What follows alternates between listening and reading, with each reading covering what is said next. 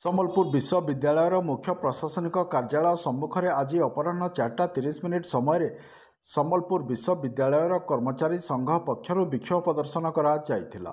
ଏଥିରେ ସଂଘର ସାଧାରଣ ସମ୍ପାଦକ ସତ୍ୟନାରାୟଣ କରଙ୍କ ନେତୃତ୍ୱରେ ଏହି ବିକ୍ଷୋଭଟି ଅନୁଷ୍ଠିତ ହୋଇଥିଲା। ବିଶ୍ୱବିଦ୍ୟାଳୟରେ ବର୍ତ୍ତମାନ ଥିବା ବିଭିନ୍ନ କର୍ମଚାରୀ ପଦବୀକୁ ହଟାଇବାକୁ ସରକାରଙ୍କ ଦ୍ୱାରା ଯେଉଁ ବିଜ୍ଞପ୍ତି ପ୍ରକାଶ କରାଯାଇଛି ତାହାକୁ ବିକ୍ଷୋଭ ପ୍ରଦର୍ଶନ ମାଧ୍ୟମରେ ଦୃଢ଼ ବିରୋଧ କରାଯାଇଥିଲା।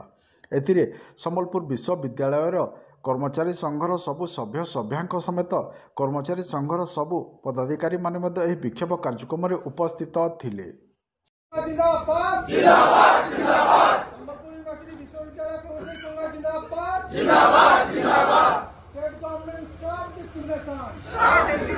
Stop this